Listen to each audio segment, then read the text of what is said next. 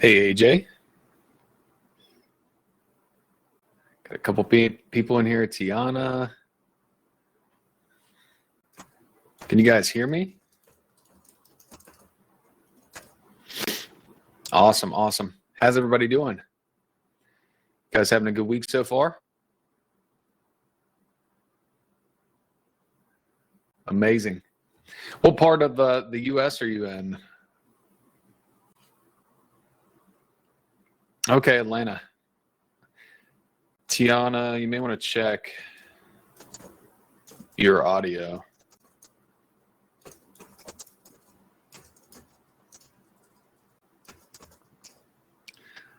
I'm in North Carolina. All right, now we got Landon in here. What's up, Landon? All right, cool. So, do you guys have properties yet? You guys just getting started? Let me know in the chat. What's up, Corey? I see Corey in there. Let me know where you guys are at in the process.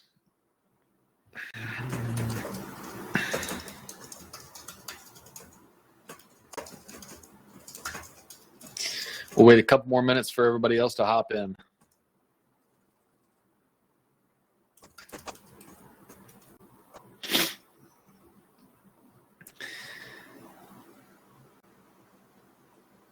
Let me know in the chat section. You guys just getting started? You have properties already?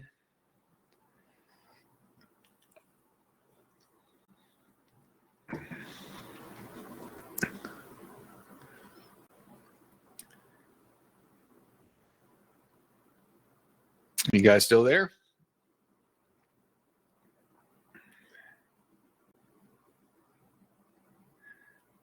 What's up, Corey? So AJ and Tiana, how many properties do you guys have, or are you just getting started? I know Corey. Corey's my man. Okay, AJ's got 2. Awesome. Are those in Atlanta or are they somewhere else? Okay, got it. What's the future goals look like? You want to keep adding properties, or what's your 6 to 12 month goal? How many?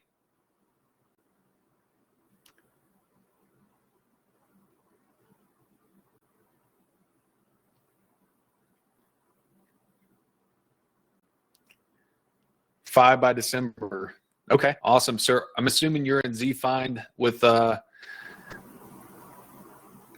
you in ZFind? It's a great resource. Okay, sweet. Wait a couple more minutes. Do you guys have any questions for me before we get started? We're going to go through listing optimization today, a little bit of marketing from a short-term rental standpoint, and why that's so important for your success on any platform, not just Airbnb. Yeah, Landon's awesome. This platform is great. Any questions before we get started? I'm gonna wait 2 more minutes, and then we'll go ahead and get started. I just want to give everybody a chance to hop in.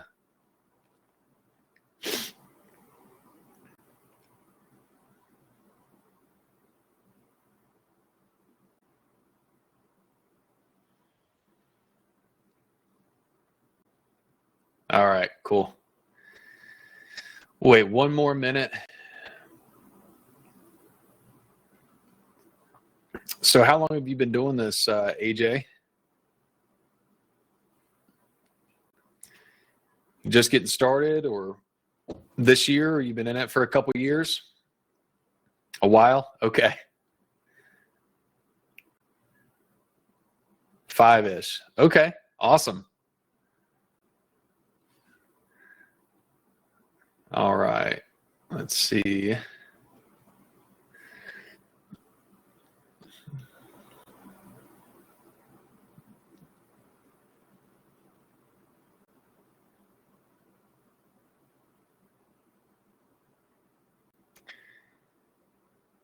I hope you guys can see this. Okay, you guys can see it. I'm going to go through and all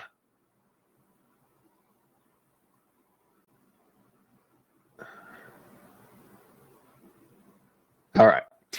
So let's go through listing optimization real quick. And you guys post any questions in the chat. I'm not able to see them from here, but after I go through the presentation, I'll go back to the chat and answer any questions you have. So listing optimization.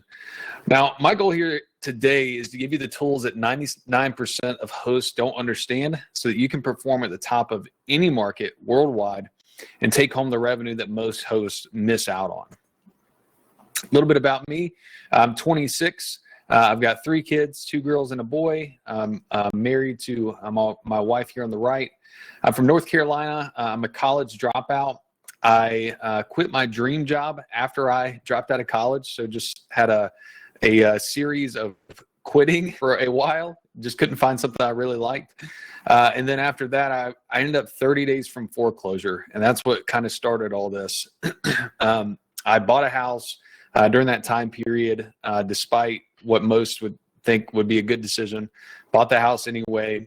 And within a couple months, I was extremely close to foreclosure. What I decided to do was list my property on Airbnb. The very first month, I profited $1,000. The next month, I profited $1,500. And then pretty soon, I realized this was going to be a long-term thing for me. That was about 5 years ago. That very first year, I grew my business to $14,000 a month in net profit. And then after that, I've gone on to build a portfolio of around 45 units, and we gross around $100,000 every single month. Now, none of this came easy. I hit a lot of downfalls during this. One of the main ones was not understanding listing optimization. So a couple of years ago, 2021, I decided to invest in 7 units in Arizona and 4 in Texas all at once. And within a couple months, I woke up with negative $2,500 in my bank account. I owed $150,000 to American Express and $67,000 in rent because these were arbitrage properties. And the absolute, no doubt, problem that I had was I had no idea how to perform at a high level. So what we're going to go through today is going to show you how to perform at a high level in any market. So we kind of went through this already. Some of you guys are just getting started. I know AJ's got 2 properties she's been in for 5 years. So I'll kind of skip past this one. This is why most hosts fail. And they have no idea in the beginning because they think that they can just hop into Airbnb just like any other guru online told them to, or any friend told them to, and just start making millions of dollars immediately. And unfortunately, it's not like that, at least anymore. When I first started, it was a little easier. Now it's getting more and more difficult. But the biggest thing is they have bad marketing. They don't understand how to market their property efficiently. And we'll go into the algorithm and those fancy words later on. But we'll keep it simple for right now. Next thing is no pricing strategy. They might have connected to a pricing software, but they don't really know how to use it, and they have no strategy behind it. And then last but not least, they have low conversions because of all this. So because they're not marketing well, because they're not pricing effectively and competitively, they have very low conversions, which is low bookings, and so they make low amounts of money every single month. Now, with better marketing, everybody throws around the term algorithm. And the algorithm is just a fancy word for the way Airbnb and other listing platforms track and respond to how potential guests interact with your listing. So to reverse engineer success, we just need to market better so that guests react in a more positive way to what we're putting out online. A couple things that Airbnb is tracking. They have a conversion rate. We've talked about this several times already. They're looking at your first page impressions, meaning how many times are you showing up on the front page? What percentage of time are you showing up on the front page? They're looking at your search to listing conversion. When somebody searches for a property in Atlanta, for AJ's sake, what percentage of those viewers are seeing your property on the front page? And then finally, listing to booking conversions. What percentage of people that click on your listing or view it or are actually booking your property? Retention rate. This is how long somebody's going to spend on your listing. So are they reading your description? Are they looking at your photos and flipping through your listing, or are they clicking right back off? This overall just tells Airbnb how interesting your property is. Engagement. How many people are engaging with your listing or sending you inquiries? Even if they don't book, the fact that they sent you a message and took the time to do that tells Airbnb and these other platforms that you have an interesting listing. And so it gives you a slight bump every time you get some kind of engagement on the platform. And then views. These are controlled by how well you're taking care of your current traffic. So if Airbnb is giving you 100 views a day, how are you converting that? Are you converting half of them? Are those people booking? Are you converting a very low percentage of them? How you take care of those views compared to every other property in the market will determine how many more views Airbnb sends to you. If you're not converting anyone, then what just happened? If you're not converting anyone, then more than likely Airbnb is not going to give you any more views. Increasing conversions. So how do we increase conversions? We need high quality photos. This is one of the biggest and easiest things that you can do to increase conversion overnight. Strategic photo placement. How are you placing your photos? So with our photos, we're doing one of three things. We're attracting people, we are retaining them, meaning we're getting them to look further into our listing, or we're selling them. If your photos don't do one of those three things, then you need to get rid of it. So for instance, this bottom listing right here, this top right photo, this photo obviously doesn't do any of those three things. It's not attracting anyone because I have no idea what this even is. It's definitely not retaining me because it's going to make me skip right past it. And it's definitely not selling me because there's nothing attractive about that. It's not showing me an amenity. It's not showing me anything the listing has to offer. So I'm going to click right by it. On the other end of the spectrum, we have this listing here at the top. It's showing us that it's tucked back in the woods. It's got these great views. It's got a hot tub. It has this chef's kitchen, this open floor plan. All of those photos are either attracting me, retaining me, or selling me. We don't want to waste our title space. So I see this all the time. If you search in the Traveler app now, Airbnb will say home in and then wherever your place is. So if you have a house in Atlanta, AJ, it'll say home in Atlanta. I see so many people in their title using home in Atlanta or 4-bedroom house in Atlanta. That's just wasting space. Instead, what we want to use that space for is to advertise our best amenities. So if we have a hot tub, if we have a walk-in shower, a soaking tub, if we have a chef's kitchen, something along those lines that people are attracted to in that market, that's what we want to use that space for. Search engine optimization within your description. If you don't have any search engine optimization, meaning, keywords that the algorithm and Airbnb search engine can use to market your property. So like hot tub is a big one, chef's kitchen, 10 miles from Disney World, like depending on where you're at. Airbnb and these other platforms can use those keywords to market to other people through email, through the platform, the listing platform themselves, through Google, through Facebook. So depending on what people are searching for at the time on Google or even the platform itself, it may show your listing to them based on their search history. Maximizing your amenities. This is a major one. Excuse me.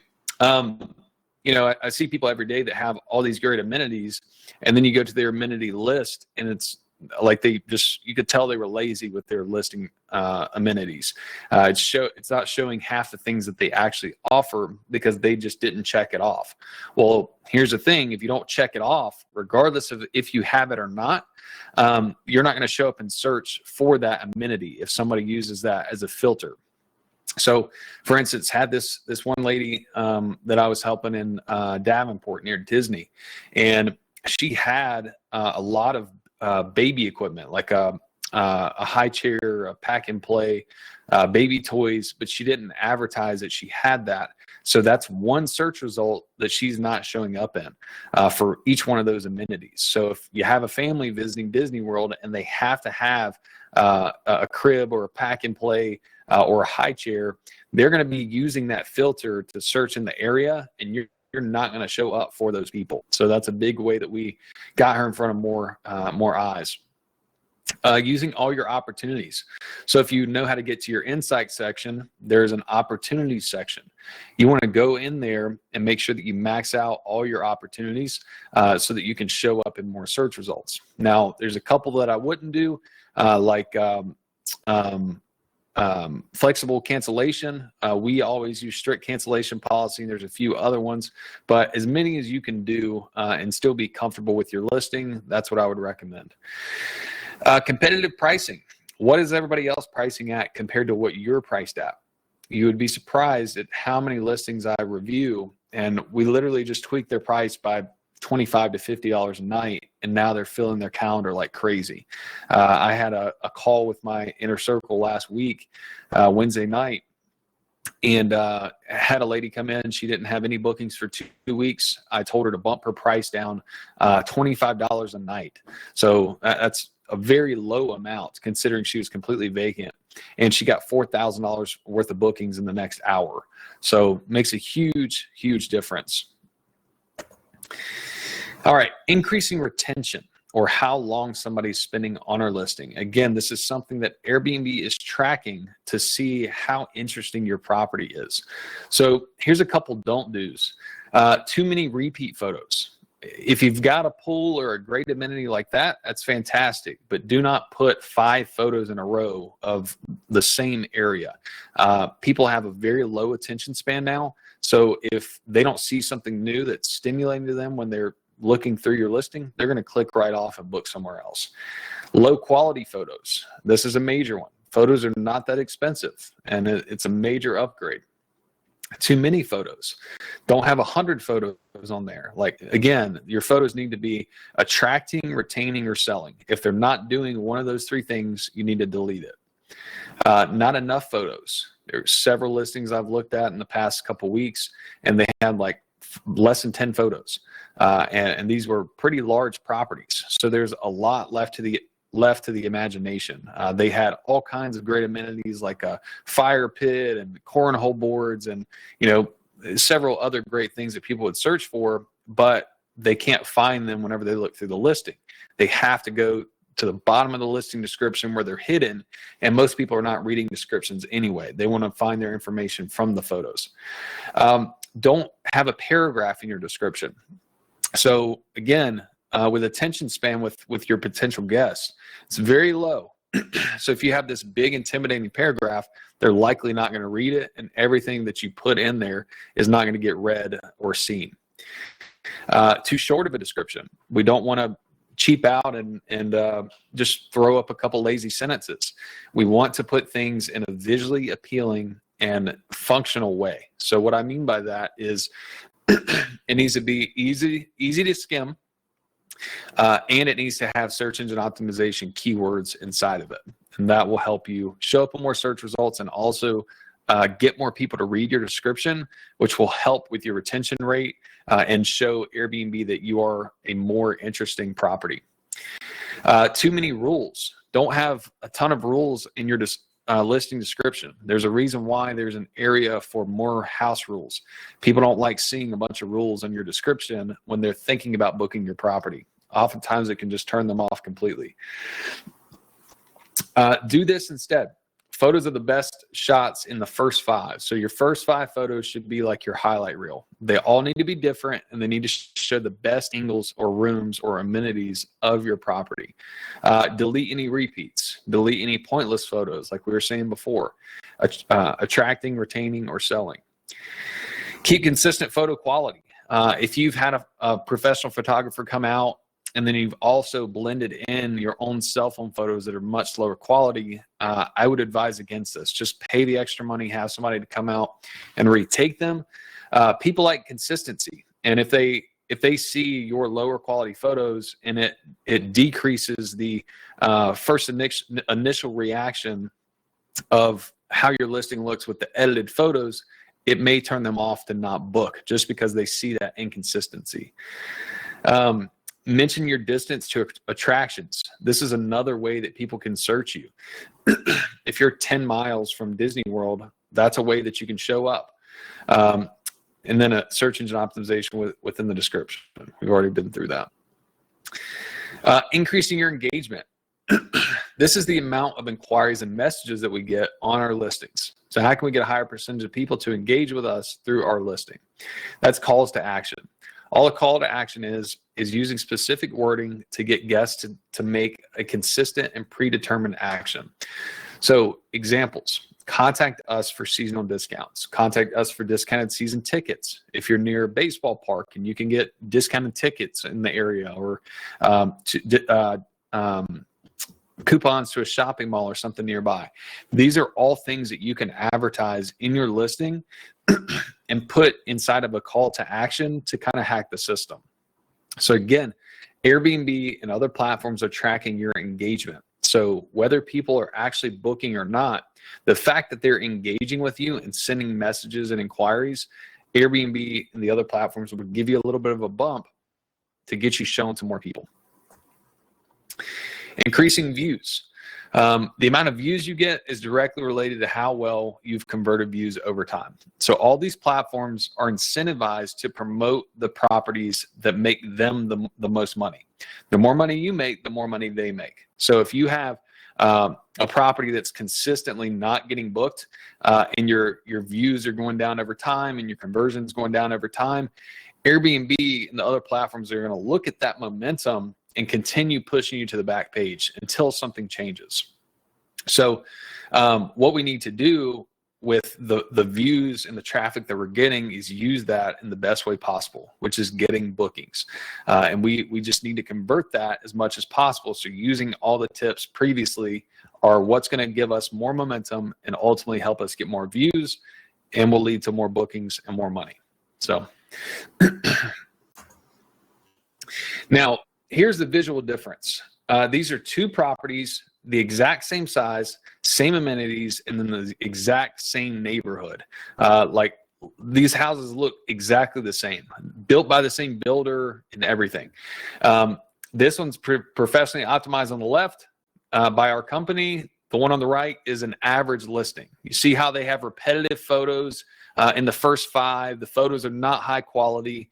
It's really not selling you much on coming to view the property. Now, photos for a place like this are probably going to be around $600. Very large property, 14 bedroom homes. So $600, $600 investment. The average nightly rate for this one on the left is $552.75. Average occupancy rate is 55%. On the right here, we've got $437.08 for the average nightly rate and an average occupancy rate of 50%. And again, these are the same size home, same amenities and everything. This is a financial difference. So on the left here, total revenue, $110,964.56 in a year. On the right, $79,767.71. That's a $31,000 difference through the course of a year. If you own this property for 5 years, that's over $150,000 in extra revenue that you're missing out on because you chose to skip out on professional quality photos and a search engine optimized description and optimized listing. Huge difference. Here's what it looks like in real life. This is a client that came to us. They had a 10-unit portfolio, and they've been doing Airbnb for 15 years. Their peak season was typically in July. They just want to make a couple extra $1,000 every month throughout the year. The end of September, we started doing their optimization, and you can see this huge spike in revenue. It's because now their properties were optimized. They had great photos, great photo layout. We were converting a much higher percentage of the views we were getting, and our pricing was dialed in. So when someone clicked on that listing and they were going to book in the area, we had a much higher chance of converting that view to a booking. And that's exactly what we did. We ended up making an extra $50,000 more in those last 3 months than he would have made if he had not chosen to use us. Here's someone else. This is Corinne's property. She was typically only ever booked out 10 nights per and this is supposed to say per month, 10 nights per month. And we convert that to 90% or greater occupancy within 30 days. Literally, all we did was optimize her listing. In fact, she didn't even get new photos. She was at a point where she had no money left to invest in the property. We financed a program for her to optimize her listing for her, and this is the result. She ended up getting her occupancy up to over 90%, and she started making $4,000 a month more than what she was making currently. So huge difference. What's the next step? So once your listing is optimized, what's the next step? Pricing software and pricing strategy, not to be confused with each other. So we use Beyond Pricing, but pricing strategy on top of that is just a set of rules that we follow to fill our nightly gaps left over after the pricing software has done its thing. It is very hard, if not impossible, to squeeze out every dollar on your properties and your portfolio with using software alone. It really needs that human touch to really pull out that final amount of profit. Here's one of our calendars. So if you'll see, what do you notice that's different about these properties? This calendar in particular. And I can't see the chat right now, so I'll just skip to the next one. But here it is, our manual discounts. So if you see all these colored areas, these colored boxes, this is where we've gone in and added a rule set outside of our pricing software so that we can drop our rates last, fill those nightly gaps. Okay, so this is how we discount that. General rule of thumb, we want to use our average booking lead time, which is how many days in advance on average our guests are booking our property. So if we have 100 guests that book in a month and on average they book 15 nights in advance, then that's going to be our average booking lead time. So we use that, and starting with today, we use a very aggressive discount. We drop it to the lowest amount we're willing to take for that specific date, and then we gradually decrease the amount that we're discounting over time until we get to that average booking lead time date. So if you look at this graph here on the right, the amount of discount for tonight would be very high. We're going to discount it the most possible so that we have the highest chance of booking those dates. And then all the way until we get to our average booking lead time, we're going to gradually discount less and less until we get to our regular pricing. And this is just for our empty dates, obviously. So if we have 10 nights available over the next month, we're going to go into each one of those nights and gradually decrease those rates, and we're going to do this every other day or every 3 days so that we can give those nights the highest chance of getting booked. I've used this for the past 3 years, and I still cannot find anyone in our markets that we're operating that have the comparable property that are making as much money as we are, because we are very active on our pricing, and it leads to tens, if not hundreds of thousands of dollars in extra revenue throughout the course of a year with all of our properties. How do you find your average booking lead time? So all you got to do is go to airbnb.com/performance/conversion/booking_window. Or if you know how to get to your insights, just click on your insights menu and then go over on the left and it'll say booking lead time. So if you guys, I'm going to take some questions now, but if you guys want these slides, I know I went kind of fast and it's a lot to take in. If you want these slides, as well as our pricing analysis tool, our chat GPT tool for writing a description for you, just shoot me a DM on Instagram at QDealsHomes. Shoot me ZFind, and I'll be happy to send you all this information. That way you guys have all these tools and you can use them yourself.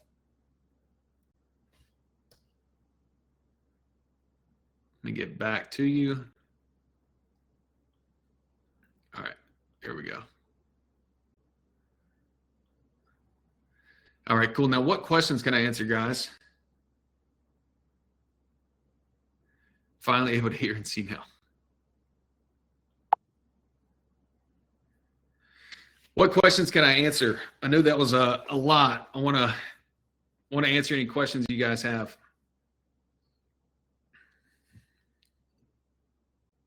Corey's got a thumbs up.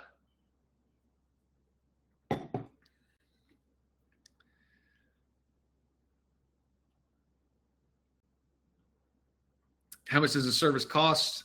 You're talking about for us to optimize the listing for you. So shoot me a DM on Instagram. We can talk more. We've got a range of different things that we do. And I don't know if Landon wants me selling on this or not. So just shoot me a DM. I'll be happy to talk with you about it, and we can talk more. What other questions do you guys have about any of the information we presented? Now, this is like, if we're talking about the most effective strategy in the short-term rental business, like this is the single biggest thing that we use to change people's revenue overnight. Again, we had that, I mentioned that call with you guys last Wednesday. Somebody in our inner circle made a quick change on their, let me put this in the chat. Made a quick change on their pricing, $25 a night, and got $4,000 worth of bookings within an hour. And she was completely vacant for 2 weeks. So it's literally day and night. I mean, once you figure out how to properly adjust your pricing and you have an optimized listing, then like you're going to stay booked full time. And if you incorporate midterm rentals as well in your strategy for slow season, you're going to have a full calendar year round. Do you have any suggestions on managing a calendar when you're doing short-term and midterm rentals? Yeah, so Tiana, we do short-term and midterm rentals. For starters, during our slow season, we don't open up those calendars until like 30, 60 days out. We don't want these straggler bookings, so that we can't take a midterm rental booking during our off season. So we focus on our hot season so that we can get the most amount of bookings and make the most money. But then during slow season, where we have a much lower pool of people that are trying to book our property, we block those calendars until 30, 60 days out, just in case we get a contract for a midterm rental, and then we open them up. And typically for our slow season, we're optimizing for longer term stays. So to do that, what you want to do is create a higher nightly rate, but increase the amount that you're discounting that nightly rate as people add more dates. So for instance, if let's say you have $200 a night, and that's a little bit higher than what you typically expect, you want to increase the amount that you discount as you add 2 nights, 3 nights, 4 nights, 5 nights, 7 nights, 10 nights, 30 nights. And that way, your listing is more appealing to people that are booking for longer term, and you don't get these 1 and 2 night stays blocking your calendar. But if you do, it makes it worth it because they're paying a premium for your property.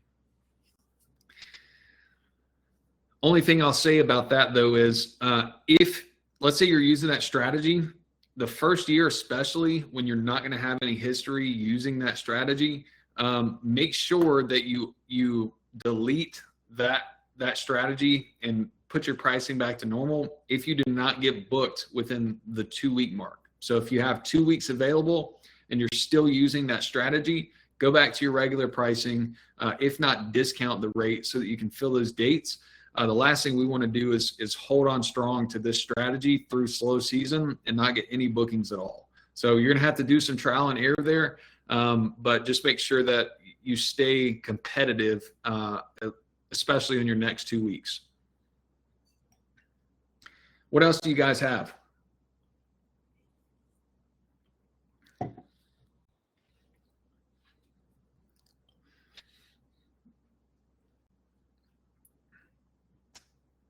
Any other questions, guys?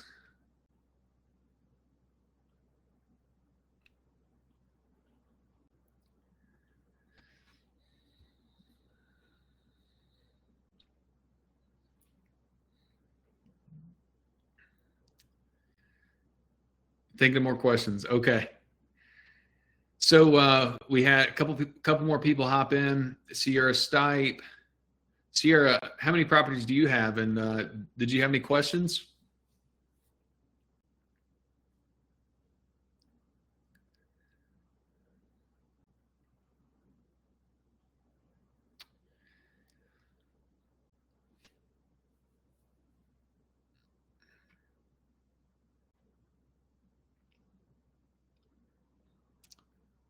In the process of signing my first one now. Awesome. Congratulations.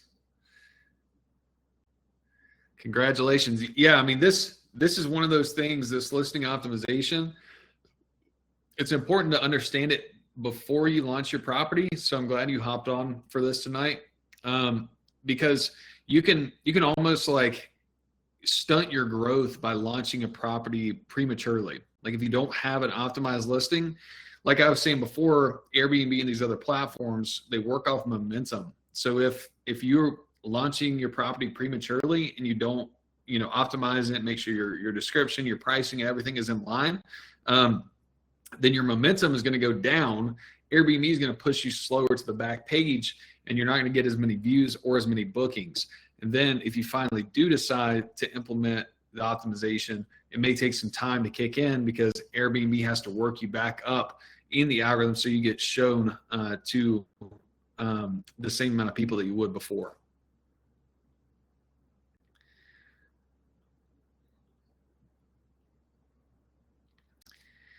What else do you guys have?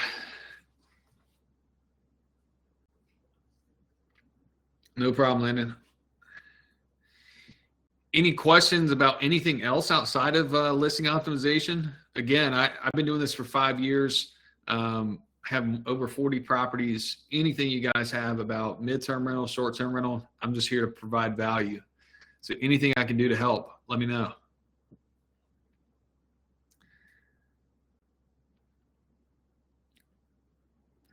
It's altering your listing, push the listing up in the algorithm. Yeah, so Tiana, Airbnb has like a little testing phase. So if you like get new photos or you change your listing in a dramatic way or you fix your pricing, Airbnb is going to take you back through like a testing phase. And basically this is to determine how the new batch of guests are going to react to the changes that you made. If they react in a positive way and you end up converting more people through engagement or bookings, then it will move you up in the algorithm. But on the other side, if it negatively impacts the way that people react to your listing, then it's going to move you lower in the algorithm. You're going to get shown to less people. So keep that in mind. All these people online, they find on YouTube or Google, they say move your photos around every 24 hours. And they're doing this, and it might negatively impact them if they don't know what they're doing. Someone told me before that if it gets slow, put our listing on pause for like 24 hours and then open it back up, and Airbnb will treat it like a new listing and push it to the front. Have you seen or implemented the strategy before? Yes, Sierra. So I don't think it's as effective as a brand new listing because a new listing will have the new written on it. And they treat it a little bit differently, but yes, there is a slight bump, and they kind of take you through that testing phase, like I was saying before, to see how people react to any changes you may have made. So that's all they're trying to figure out is now, like it could be, a different season, like in the hour, and that's kind of how they're treating it. Even if it's only 24 hours, it could be a different season or different time of year, and people may react differently to your listing. So they take you back through that testing phase, see how people react to it, and that's going to determine how many views they give you over the next few weeks and continuously, as long as you're taking care of those views and converting them. So we've had properties that I've helped people with, and like kind of like I was saying before, they went too long without optimizing their listing, and they got so low in the algorithm that like everything we did wasn't fixing anything. And so we did exactly what you're talking about. We unlisted it right before 12 a.m. and then relisted it after 12 a.m. and then it kicked it back up in the algorithm, and we started getting views again because of all the changes that we made, and it made a huge difference in how people reacted to it. So yeah, very powerful strategy.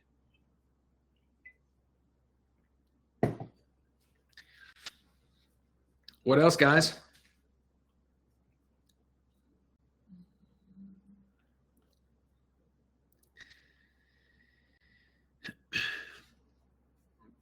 Any other questions?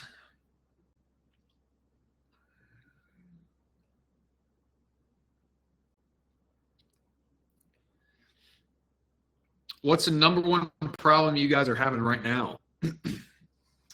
Is it getting access to capital? Is it finding the properties? Is it understanding the knowledge?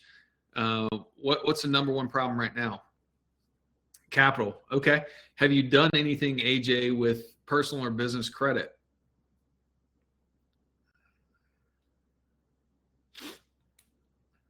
Okay. So have you just kind of maxed that out, or what's still holding you back? Is it your credit score? Is that holding you back? Just trying to figure out, what's keeping you from growing.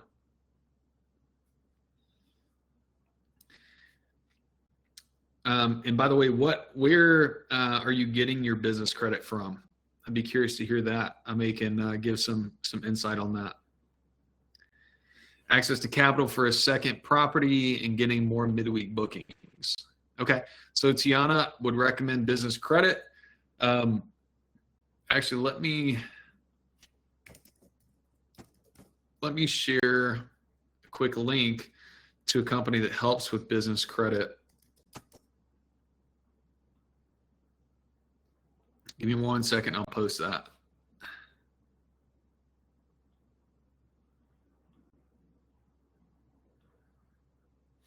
All right, so here's a company that we work with for business credit. Anybody that goes through this link, they'll give you a free 1 hour consultation to figure out what you need, how they can help. Just a really great company. They actually presented to my private group last night.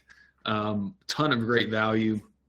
Corey was actually on that call. So I would contact them and see what they can do for you. But business credit's a game changer. I mean, if you can get $50,000 to $100,000 worth of credit, that can go a long way in the arbitrage world.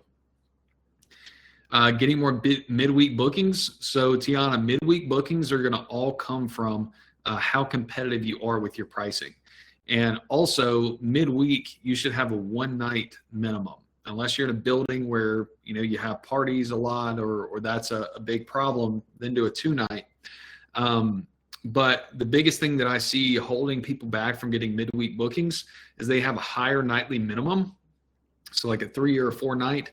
So literally people can only book on Monday or Tuesday. Otherwise, you're not going to be able to get a middle of the week booking.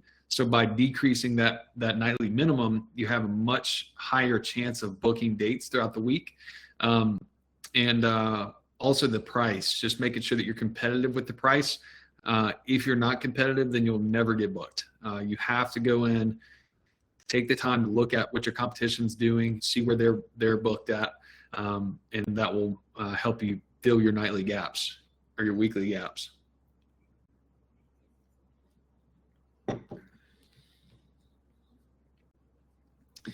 What else, guys?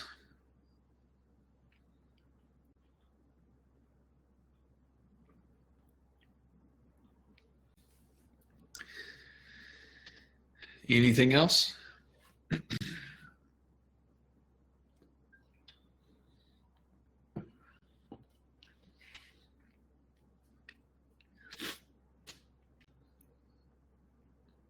See a couple people typing.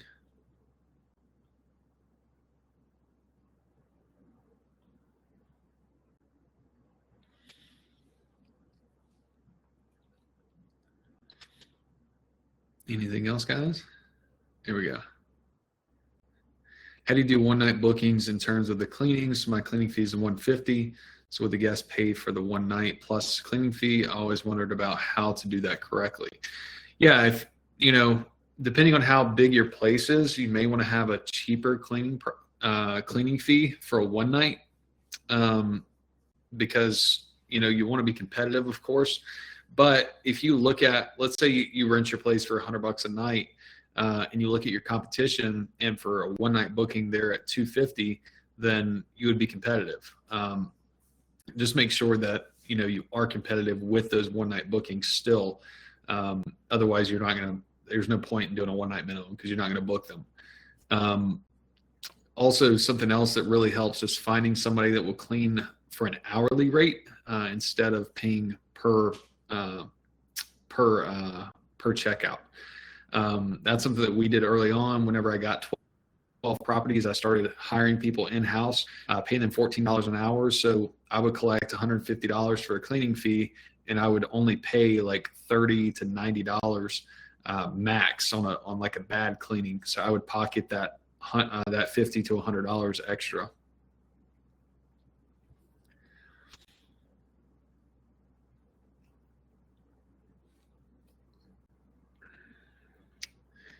What else, guys? Makes sense. All right. Anything else, guys?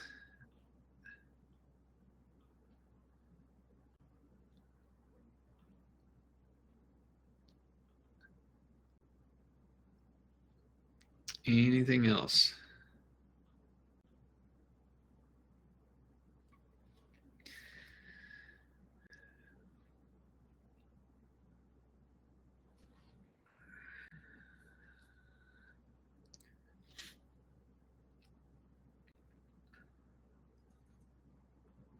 Tiana's typing.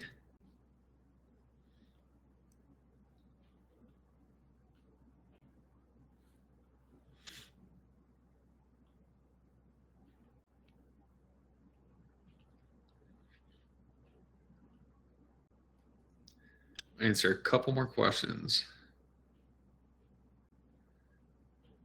Yeah, so all it did was go to, let's see. All I did was go to my Instagram. So there's my link right there in the chat. All you got to do is click on that. It'll go straight to my Instagram. Just shoot me a message saying ZFind. And it'll send you the all the information about, all the tools that we talked about, the pricing analysis tool, the slides, so that we go back through those. There's one other thing. Oh, the ChatGPT training shows you how to use ChatGPT to write a search engine optimized description. Looks like Corey's got a question.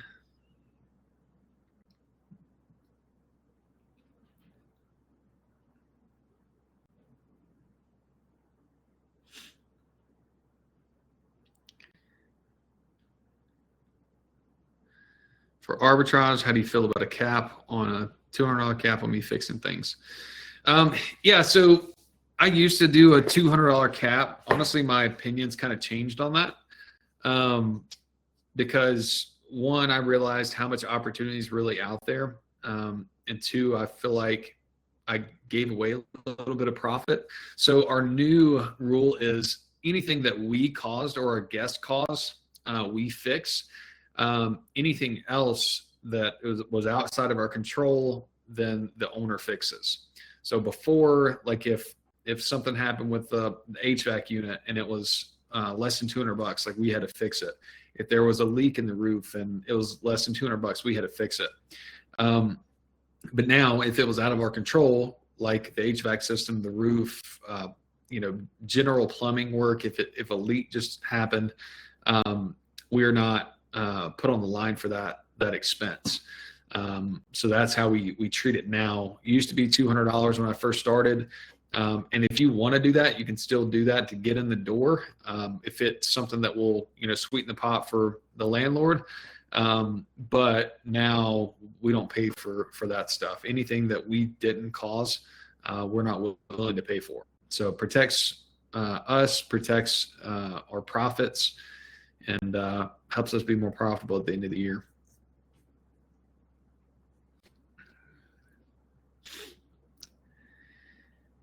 All right. Anything else, guys? All right. Well, if you guys have any other questions, feel free to, again, just shoot me a message on Instagram. I'll drop that link one more time. Happy to answer anything you guys have, especially since you guys are in Landon's group. And just let me know how I can help. A couple people typing. No problem. Thanks, guys. Have a good week.